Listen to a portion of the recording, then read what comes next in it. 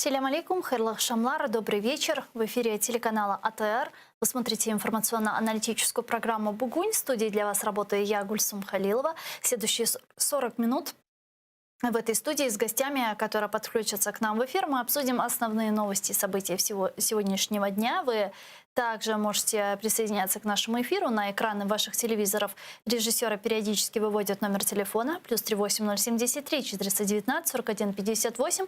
Звоните нам абсолютно бесплатно по Вайберу. Присоединяйтесь по скайпу. atr.tv — это наш адрес. Подписывайтесь на наш YouTube-канал, телеканал АТР большими буквами. Это наш адрес. Там мы выкладываем самые интересные фрагменты из наших эфиров.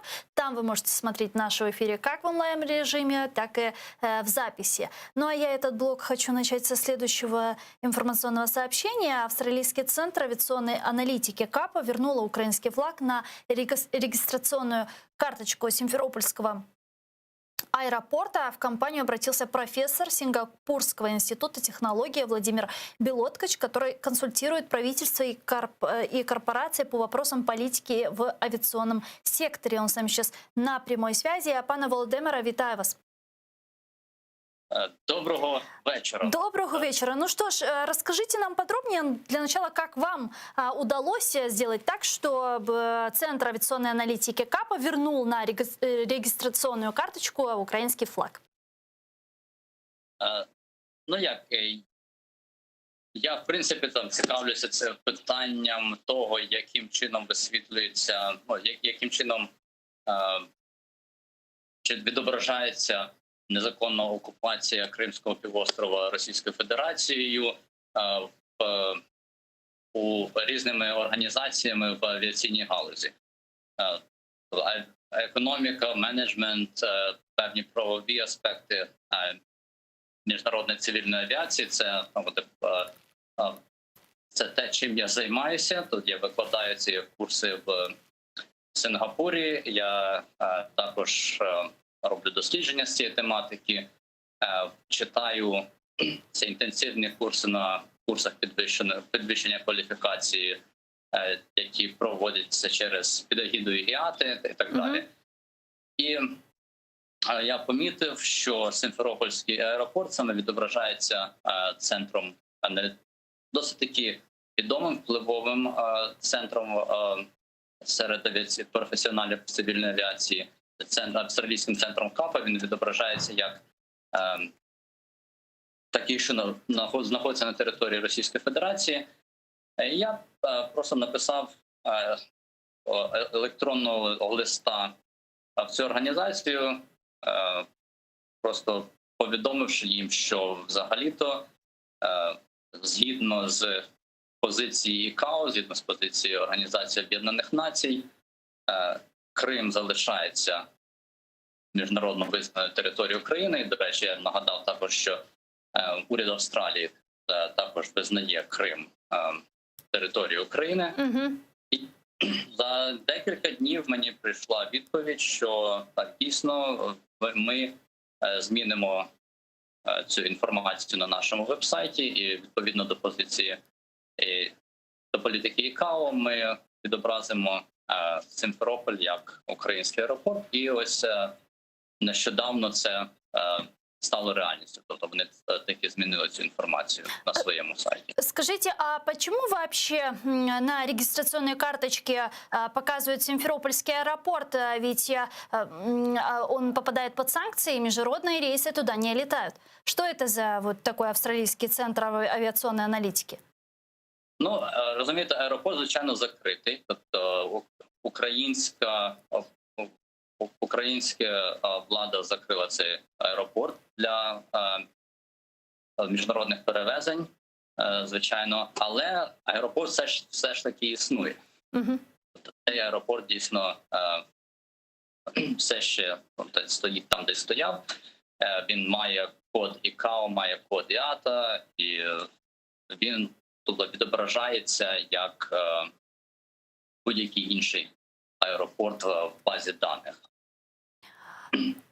Скажите, это единственный случай или же еще есть какие-то прецеденты с другими авиационными ассоциациями?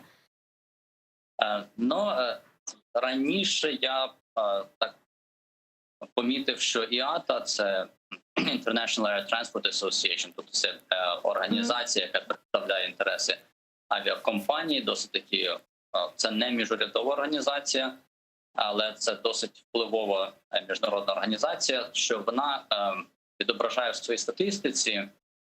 В мене таке склалася підозра, що вона відображає в своїй статистиці всі перельоти з та до Сімферополя як перельоти, що відбуваються на внутрішньоросійському ринку. У мене там є певні знайомі в цій організації. Ну, оскільки я, власне кажучи, з нею співпрацюю, я для них читаю курси на їхніх курсах підвищення кваліфікації, тобто я є інструктором для ІАТи. І я серед своїх знайомих так запитав, чи дійсно це так. Тобто, яким чином ці дані взагалі відображаються. І мені прийшла відповідь, що нам російські авіакомпанії надсилають ці дані, ми в них ці дані беремо і, власне кажучи, нічого в них не змінюємо, оскільки російські авіакомпанії відображають ці перельоти до Сімферополя і з Сімферополя як внутрішні, то ми так само їх і відображаємо в своїй статистиці. Я їм також нагадав про позицію ІКАО, про позицію ООН, проте після цього я ніякої відповіді від ІАТи не отримав, але я планую так обережно їм набридати з цим питанням, коли в мене буде в майбутньому можливість це зробити. Оскільки я продовжуватиму співпрацювати з ІАТою, в мене такі можливості з'являться. І, звичайно, ІКАО, я знаю, що вони відображають Сімферополь як український аеропорт, оскільки це організація в системі ООН, а позиція ООН відома, починаючи з декларації Генеральної асамблеї ООН, яка була прийнята ще десь в березні 2014 року, незадовго до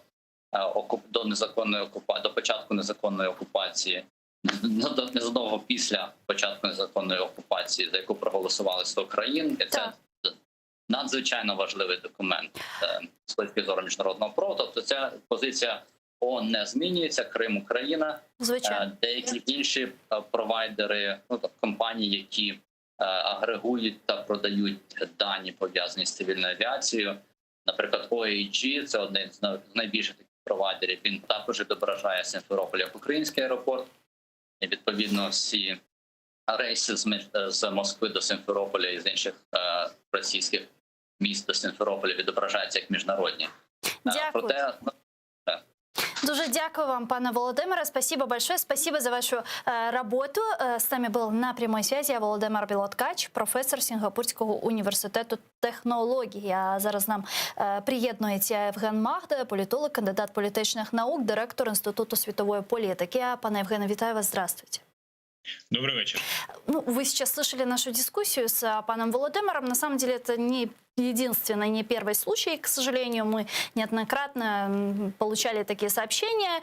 Мы видели, как на картах различных журналов и так далее публикуются ряд картин, фотографий, где Крым указывается территорией РФ и так далее. Почему так происходит, как думаете? Насправді є дві складових.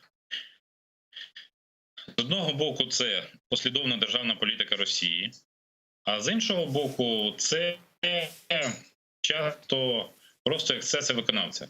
Просто люди беруть таку карту, яка їм краще, швидше знаходиться десь в інтернеті. Буквально минулого тижня в Україні одна партія з підкреслено патріотичними поглядами проводила захід і на анонсі до нього розмістила карту, де Крим є російський. Таке буває, очевидно, це ми всі разом не допрацьовуємо, коли не розуміємо того, наскільки це важливо. Що це має бути не тільки відображено на картах, а це має відбуватися в нашій з вами свідомості, і ми маємо розуміти, що Крим є українським і, власне, буде українським у достатньо осяжній перспективі. Давайте обсудим с вами еще проблемы полуострова, проблемы, с которыми сегодня столкнулся Крым. Это в первую очередь, конечно же, дефицит воды. В Симферополе недавно произошла очередная авария на сетях холодного водоснабжения. В связи с этим жители десятка улиц оккупированного Россией полуострова остались без воды. Недавнее было заявление от вице-премьера и министра по вопросам реинтеграции временно оккупированных территорий Алексея Резникова, который сказал, что Украина возобновит водоснабжение Крыма только после деоккупации полуострова, однако поставки в составе специальных конвоев возможны в случае гуманитарной катастрофы. Вот что он сказал, давайте вместе послушаем. Ніхто не буде поїти водою військові бази. Виробництво мілітаризованого Криму. У Криму запасів питної води для мирного населення достатньо. Вот вы допускаете такой вариант, когда, если гуманитарная катастрофа подтверждается международными организациями, такими как ООН или Красный Крест, то Украина в цистернах, там, в баклажках конвоями будет подавать воду в Крым? В пляшках не може, тому що пляшки мають бути, очевидно, в певних контейнерах. І, не з літака ж їх будуть скидати на парашутах, правда? Але тут все впирається в інше. Для того, щоб надати гуманітарну допомогу, потрібне звернення з боку іншої держави, власне, держави, яка переживає гуманітарну катастрофу чи якісь певні проблеми. Мені важко уявити собі, щоб Росія з усім її імперським пафосом звернулася до України по допомогу в такому питанні. Тобто там будуть швидше шантажувати офіційний Київ тим, щоб подали воду по Північно-Дніпровському каналу до Криму, ніж звернуться за допомогою. І це, на мою думку, достатньо очевидно. Вы же видите, что сейчас происходит в Крыму, там реально критическая ситуация. Значит, оккупационный глава Крыма Аксенов говорит о том, что запас воды на территории полуострова уже не остается, нужно строить там опреснительные установки. А вот в Кремле, в частности, Путин недавно на своей пресс-конференции говорил о том, что нет никакой проблемы, пресной воды для местного населения хватает, и нет смысла строить опреснительные установки. Во-первых, это дорого, а во-вторых, он сказал, что якобы есть вода под Азовским морем. Как вы думаете, почему такая дискоммуникация вообще происходит? Справа в тому, що Аксьонов несе відповідальність перед керівництвом Росії за те, що відбувається на півострові. І в сучасному світі, як ми розуміємо, люди, які переживають дефіцит води на початку 21 століття, то їм, я думаю, це не дуже подобається, і вони в тому числі скаржаться і тому самому Путіну. Тобто листи на кшталт відомого листа Ваньки Жукова на деревню дідушки, тільки в Кремль до Путіна з приводу проблем з водою, я думаю, з Криму надходять. І відповідно Путін в такий спосіб реагує, говорить, що все гаразд, і це як в анекдоті про невірну дружину, що кому ти віриш? Мені, своїй дружині чи власним брехливим очам? Тому, власне, ситуація з водою, вона буде залишатися критичною. Я думаю, що протягом тривалого часу, і мене, чесно, більше обходить, щоб українська позиція в цьому питанні була послідовною, і ми розуміли, що відповідальність за все, що відбувається на окупованій території, несе саме окупант. По поводу украинской позиции, недавно народный депутат Украины от фракции «Европейская солидарность», значит, Алексей Гончаренко зарегистрировал в Верховной Раде законопроект о запрете водоснабжения по Северокрымскому каналу на территории временно оккупированного полуострова. Это является таким четким и последовательным ответом Украины? В случае, если примут, конечно же. Це стане відповіддю України в тому випадку, коли це буде не законопроєкт, а коли це буде закон. Коли він буде ухвалений Верховною Радою і буде підписаний президентом. До того часу це ініціатива, і ініціатива потрібна, бо подібні речі робити потрібно. Але якщо ми пригадаємо, що кілька місяців тому існувала перспектива приватизації комплексу гідротехнічних споруд, які давали можливість подавати воду до Криму, ми розуміємо, що ситуація і всередині самої української влади, на жаль, не є однозначною. Скажите, а вот может ли Россия использовать вообще этот вопрос и Украина использовать вопрос возможной подачи воды через Северокрымский канал как элемент торга? А про що, даруйте, торгуватися?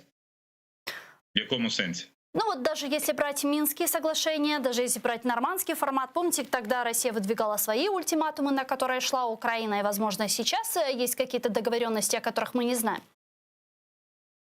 Шановна Гульсум, ви знаєте, що в Мінських домовленостях немає жодної літери про Крим. Естественно, но... Угу.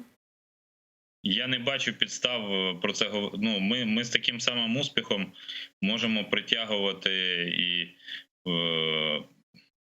рішення Переяславської ради 1654 року, чи ще щось. Ну, присягу Івана Мазепи перед Петром І Романовим. Ну, тобто це... Я просто вспоминаю интервью Богдана недавнее, помните, когда он говорил, что якобы вот была некая договоренность и целый там список вопросов, на которые может пойти Украина, как компромиссы. Там был как раз вопрос воды и возможная подача воды через Северокрымский канал.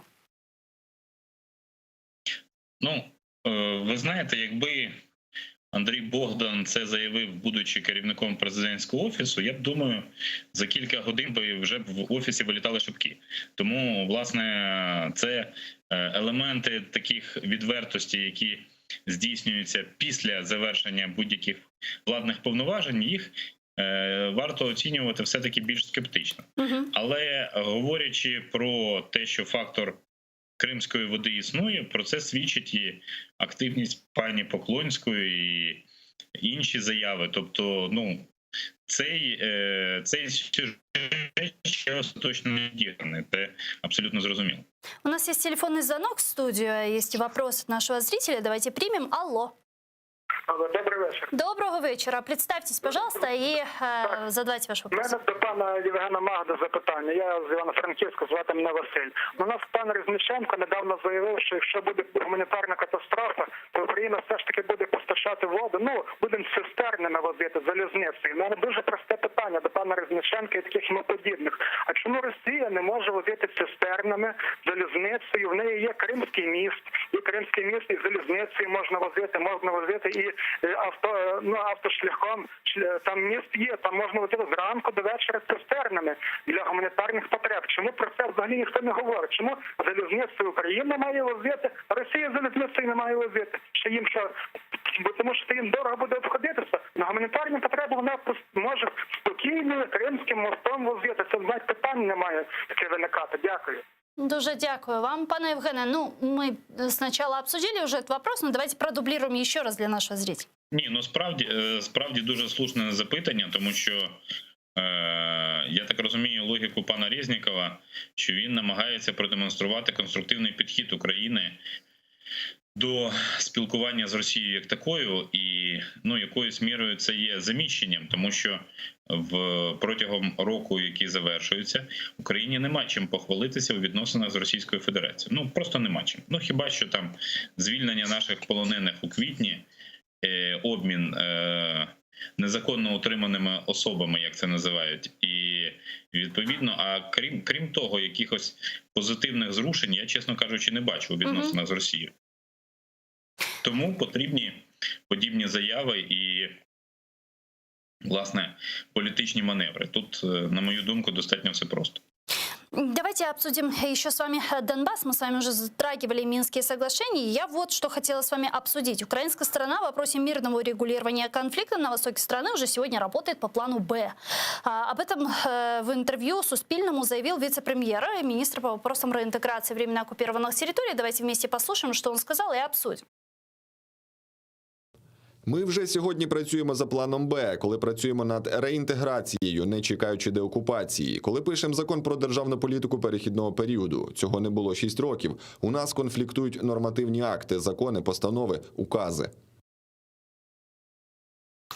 Пане Евгене, ну, целый месяц уже, а то и больше, вот мы с нашими гостями в этой студии обсуждаем, что такое план А, то есть пытаемся понять, что он из себя представляет, а тут оказывается, что мы уже действуем по плану Б. Мы что-то не так понимаем, вот у вас есть это понимание, что такое план А и что сейчас план Б из себя представляет? Ні, у мене такого розуміння нема. У мене є розуміння лише однієї речі, розуміння того, що Україна повинна говорити не просто єдиним голосом українська влада, а діяти за певними узгодженими тезами. І коли 2 тижні тому, коли стало зрозуміло, що зустрічі Нормандської четвірки цього року не буде, представники Офісу президента почали говорити про те, що Володимир Зеленський вирішив продовжувати консультації в межах Нормандської четвірки і не застосовувати план Б, то за 2 тижні ми бачимо ситуацію, коли профільний віце-прем'єр, не хто-небудь, а саме профільний віце-прем'єр говорить, що ми вже фактично за планом Б діємо. Чесно кажучи, у людини непідготовленої це викликає те, що називається когнітивний дисонанс, тобто просто людина перестає розуміти, що власне відбувається. Ви знаєте, я б не дуже хотів застосовувати це порівняння, змушений його застосовувати. Якщо ми порівняємо позицію української влади з російською владою, то тамтешня влада набагато більш послідовна, вона має набагато більш чіткий вектор у своїх висловлюваннях. Тобто вони за будь-якою ситуацією вони повторюють мантру «Крим є російським». Вони повторюють мантру «На Донбасі потрібні прямі переговори Києва, Донецька і Луганська». На Донбасі нас немає. Тобто вони, умовно кажучи, мають інформаційну методичку, яку просувають всі суб'єкти інформаційного процесу. У нас же одна людина з владними повноваженнями говорить одне, інша людина говорить інше, і треба або в голові у себе вибудовувати якусь їхню ієрархію і весь час мати їх в голові і розуміти, чи вони між собою якось домовляються чи ні про свої заяви, або ігнорувати їх і, відповідно, ставитися, розуміти, що ситуація буде абсолютно іншою. Дмитрий Снігирьов підключається к нашому ефіру. Співголова громадської ініціативи «Права справа», громадський активіст, військовий експерт. Пане Дмитро, вітаю вас. Добрый вечер. Добрый вечер. Ну, вы наверняка слышали последнее заявление Алексея Резникова, который сказал, что мы работаем по плану «Б». Как вам видится, что он из себя представляет? Ну, ви знаєте, по великому рахунку план Б взагалі, я не почув взагалі, що мається на увазі під планом Б. Тим більше, що заяви пана Резнікова говорять про те, що план Б фактично фікція. Разом з тим, ті пропозиції української сторони, які лунали під виглядом плану Б, це введення миротворчих чи відключення Російської Федерації від системи СВІФТ, це абсолютна профанація самого перемовного процесу. Тобто реалізація ані плану щодо ведення миротворців неможлива, не відповідна будь-які наслідки для Росії в моменті відключення від СВІФТ. Це скорше, скажімо, імітація самого процесу, ніж реальні пропозиції України щодо врегулювання ситуації на Сході. Більше того, я хотів би нагадати, власне, висловлювання міністра закордонних справ пана Пристайка, яке датується жовтнем 2019 року, що план Б – це фактично стіна між Україною і ОРДЛО. Відповідно, якщо Російська Федерація не пристає на виконання нормандських домовленостей, Україна залишає за собою право на реалізацію плана Б. Але потім українська сторона чи то злякалася власних заяв, чи то були внесені певні корективи. І на сьогодні вже лунають думки, що план Б – це фактично фікція, якої не існує. А ми чітко дотримуємося плана А – це то виконання мінських домовленостей. В першу чергу політичної її частини в моменті імплементації формули Штайнмайєра, особового статусу і відповідно амністії для бойовиків. Дуже дякую, пане Дмитро. Дмитро Снігирьов, співголова громадської ініціативи «Права справа», громадський активіст, був з нами на прямому зв'язку. Пане Євгене, некоторое время назад мы ведь слышали с вами такие заявления от секретаря РНБО Алексея Данилова, и Кравчук, собственно, об этом говорил, что в РНБО разрабатывается некий как план, который могут представить уже в начале 2021 года. Что это за план? Это элемент вот этого плана «Б» или же все-таки что-то новое мы увидим для урегулирования войны на востоке Украины? Не можу вам сказати, я ніколи не був на раді пов'язаний з цими питаннями, і мені, чесно кажучи, можна тільки висловлювати припущення. Повторю позицію, яку я вже говорив неодноразово. Україні потрібна чітка і зрозуміла переважній більшості громадян стратегія повернення окупованих територій. Стратегія, яка стосується і Донбасу, і Криму. І якщо такої стратегії нема, якщо ця стратегія не доноситься постійно всіма можливими способами, якщо вона не розшита на інформаційні меседжі, то ми бачимо ту ситуацію про Трохимову свиту або російською мовою Трішкін кафтан, коли потрібно якось зшити певну державну і державницьку позицію, а її виходить зшивати нема з чого. Ми ж з паном Дмитром не змовлялися перед ефіром, повірте, але ж ми сказали про одне й те саме.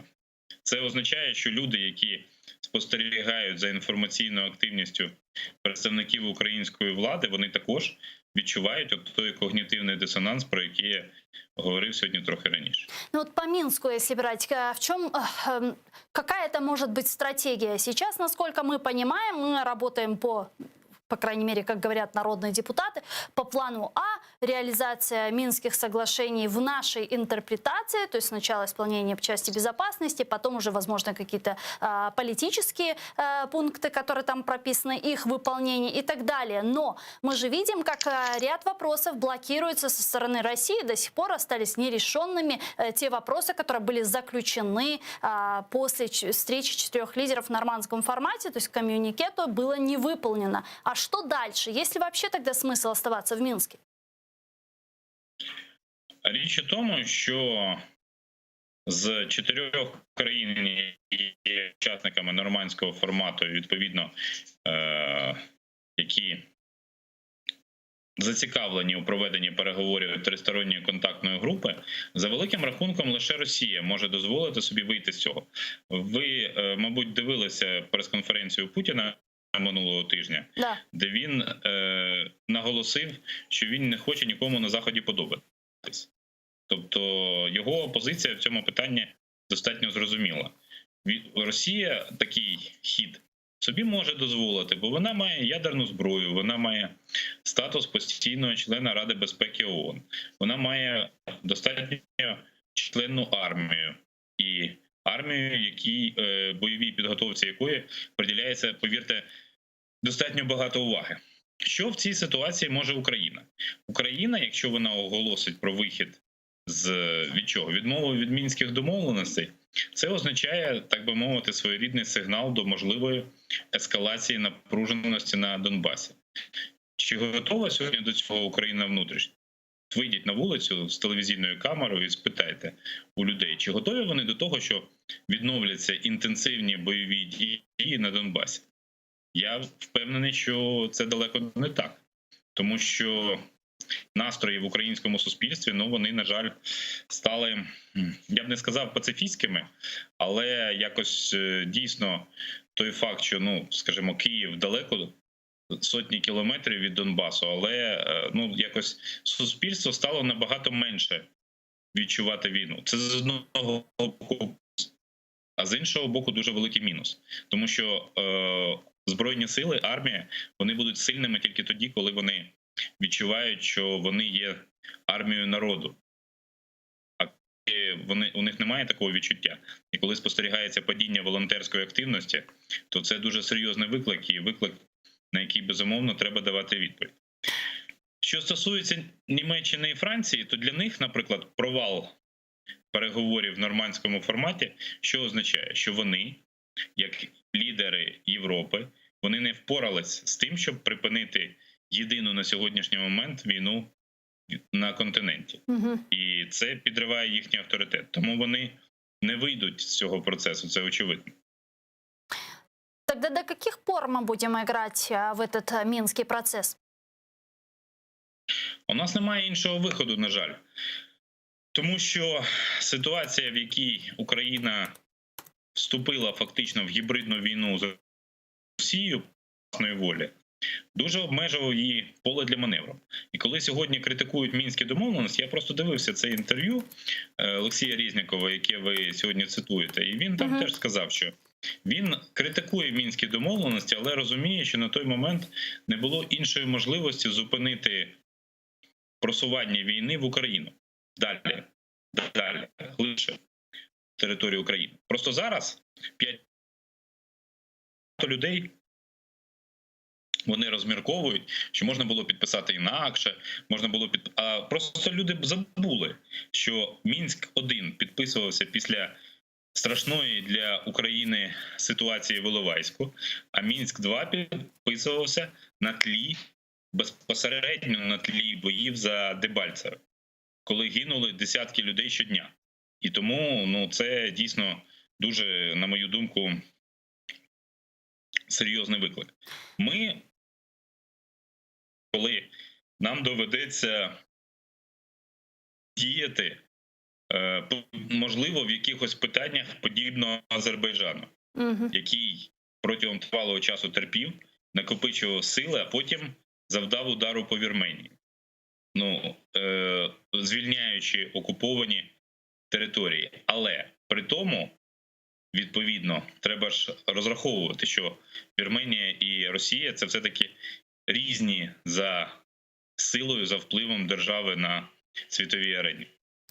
Дякую дуже, пане Євгене. Чохсагл у нас Євген Магда був з нами на прямой связи, кандидат политических наук, директор Института световой политики. Но я хочу перейти к следующей теме. В ведущем медицинском журнале The Lancet опубликовали отчет о лечении российского оппозиционера. На сайте клиники указано, что отчет опубликован с согласия Навального. Материал получил название «Отравление нервным агентом «Новичок». В документе указано, что у Навального было диагностировано тяжелое отравление. Впоследствии лаборатория Вооруженных сил Германии выявила фосфороорганическое нервно-паралитическое вещество из группы «Новичок» в образцах крови, взятых сразу после госпитализации оппозиционеров Шарите. Вот, собственно, как эту новость прокомментировал сам российский оппозиционер. Давайте послушаем. Боюсь, что теперь даже незыблемого авторитета доктора Мураховского, бывшего главного врача Омской больницы скорой помощи, а ныне министра здравоохранения Омской области, не хватит. Конечно, скоро в телевизоре нам скажут, как можно сравнивать какой-то жалкий Ланцет. Всего лишь главный научный медицинский журнал мира. И великих светил Мураховского и Сабаева с их обменом веществ. Тем не менее, сегодня на сайте госпиталя Шарите, где я провел месяц, опубликован пресс-релиз. Называется он «8-е и финальное заявление по делу Навального».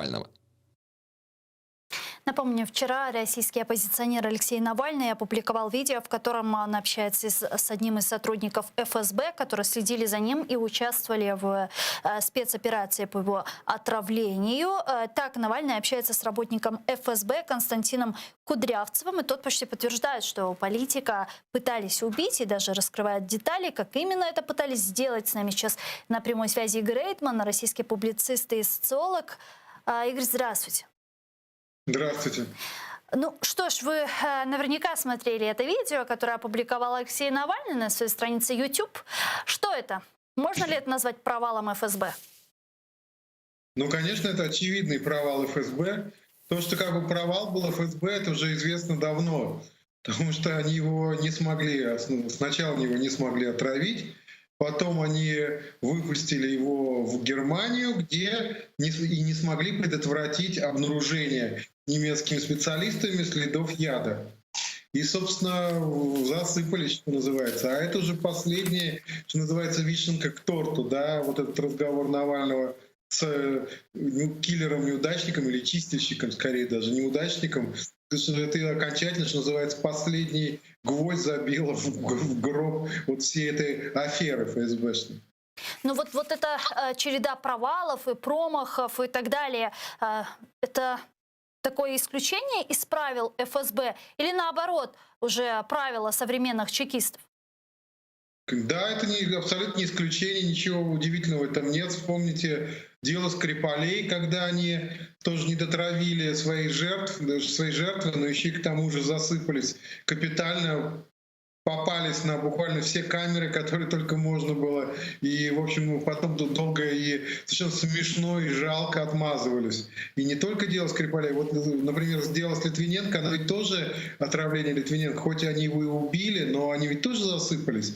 И британские спецслужбы, и полиция, в принципе, установили убийцу. Он сейчас, это Луговой, он сейчас сидит в Думе. И по большому счету, в том же Берлине недавно очередной киллер ФСБшный, чуть больше года назад, убил чеченского политэмигранта Хангашвили. И тут же попался на месте. То есть они постоянно оставляют следы, постоянно попадаются, постоянно их, что называется, мордой им их тыкают, да, в их собственные испражнения, которые они хаотичным образом оставляют в Европе и в России. Так что это а можно сказать, практически явление из ряда уже аналогичных. Ну а что это сейчас означает для Кремля и для Федеральной службы безопасности РФ? Вот эта проваленная операция по отравлению Навального и сейчас внезапная вот эта история с приданием гласности деталей уже этой проваленной спецоперации. Ну, я думаю, что каких-то последствий радикальных для Кремля и для ФСБ не будет. То есть ФСБ не разгонит. Почему? Потому что других чекистов у Путина нет, да, как и перефразируя известные высказывания. У него есть только эти чекисты криворукие, а других, что называется, взять негде. Поэтому ему приходится опираться на то, что есть. Поэтому я думаю, что ничего там не будет, никаких особых разборок ФСБ. Будут и дальше криворуко работать. Собственно, с другой стороны, в мировом, международном масштабе это, безусловно, вызвало огромный скандал, и, я думаю, будут и дополнительные какие-то санкции. Опять-таки, не думаю, что они будут радикальные и катастрофические для кремлевского режима, однако они будут. Ну и внутри страны еще больше людей убедилось в том, что режим преступный, режим возглавляет убийцы, не очень профессиональные, правда, как показывает практика, такие криворукие немного, но тем не менее убийцы, да. Ну вот в этом-то и вопрос. Вот по поводу людей. Действительно, ведь информация, она такая крышесносная, если можно сказать, умопомрачительная, потому что вот есть уже огромное количество доказательств, подтверждающих, что вот этих людей, которые являются кадровыми сотрудниками ФСБ, работа их, получается, убивать своих граждан. Они получают указания, и более того, вот им звонит там какой-то помощник Патрушева и так далее, и вот они отчитываются, почему, собственно, операция провалилась и так далее. Но при всем при этом, когда это все уже придается гласности, мы не видим, что народ выходит. Мы видели разве что несколько одиночных пикетов. Почему так происходит? Почему нет реакции общества? Ну, общество запугано, этими же чекистами и запугано. То есть они криворукие для того, чтобы тонкие какие-то операции проводить, а запугивать людей они умеют, это их, в общем-то, работа. Люди запуганы, люди боятся элементарно просто. Понятно, что, осознавая, что у власти стоят массовые убийцы, тут какие могут быть мотивы? Выйти протестовать, с одной стороны. А с другой стороны, люди думают, ну если они массовые убийцы, они убивают людей, травят и прочее, не будет ли со мной то же самое? И это опять-таки демотивирует к протесту. Люди же рационально большинство устроены. Знаете, герои пассионарии, да, такие как Данка, да, которому вырвет свое сердце и осветит и горящим сердцем дорогу к светлому будущему. Такие, по-моему, уже вывелись в начале 20 века. А в основном люди рациональные, поэтому они особо и не рвутся геройствовать. Таких людей, как Навальный, да, которые, очевидно, годами рискуют своей жизнью, их очень мало. Не только в России, но и во всем мире. Ну вот действительно, а что это означает для Навального? Выводит ли вот эта вся история его на какой-то новый уровень его политической жизни и деятельности? Сможет ли он дальше бороться с Путиным? Да, нет, вообще пока у Навального все получается. Да? Это, знаете, как в таком боевых искусствах восточных, в айкидо, по-моему, когда любое нападение на тебя ты используешь против того, кто на тебя напал, и как бы побеждаешь за счет этого. Пока Навальный все наезды на себя он использует, он, во-первых, отбивает, а во-вторых, ну, конечно, ценой там здоровья, ценой усилий огромных, тем не менее их отбивает и использует для утверждения собственного реноме, собственной репутации, да, собственного рейтинга в России. И пока у него все получается. Другое дело, что жизнь, она же социальная, она, знаете, как казино. Не может бесконечно вести, да, если ты ставишь там условно на черт, да, то рано или поздно будет нечем. И, к сожалению, вот сейчас просто ему повезло, очевидно, Навальному, что он выжил. Но не факт, что ему повезет в другой раз. И, конечно, что называется, люди, которые ему симпатизируют, его деятельности, вернее, симпатизируют, они обеспокоены его будущим, да, и я в том числе. Я не смею тут никого ничему учить, но угроза его жизни, здоровью, она продолжает сохраняться и сейчас. Игорь, а как вы думаете, он вернется в Россию? Вот в нашем эфире буквально 1,5 часа назад был российский политический деятель Леонид Гозман, который сказал, что российское руководство сегодня сделает все, чтобы Навальный в Россию не вернулся. Ну, сделать она может все, конечно, но теоретически она запретить ему вернуться не может.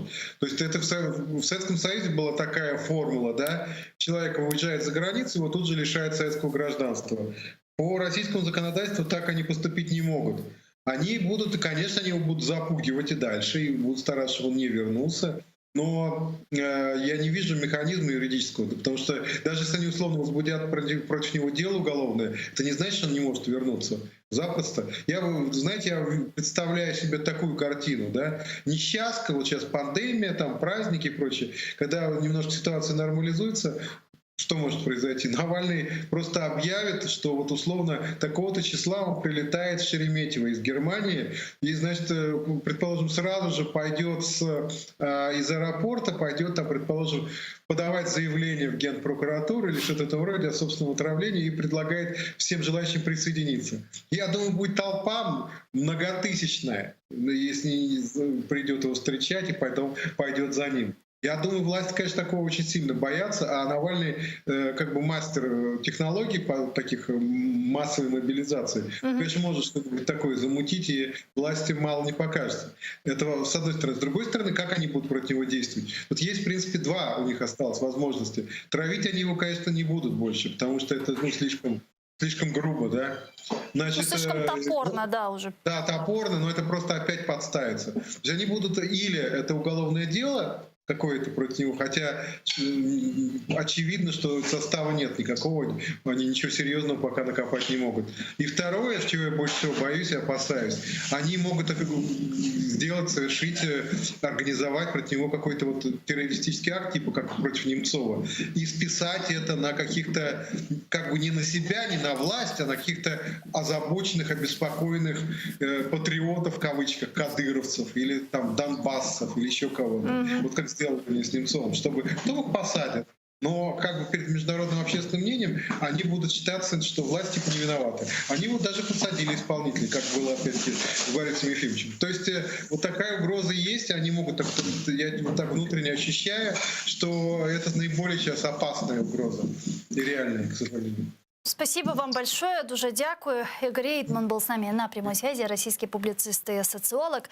Но я, к сожалению, с вами прощаюсь. Буквально через 5 минут эфир телеканала АТР продолжает программа «Прайм Муждабаев». Не пропустите. Корушкенч.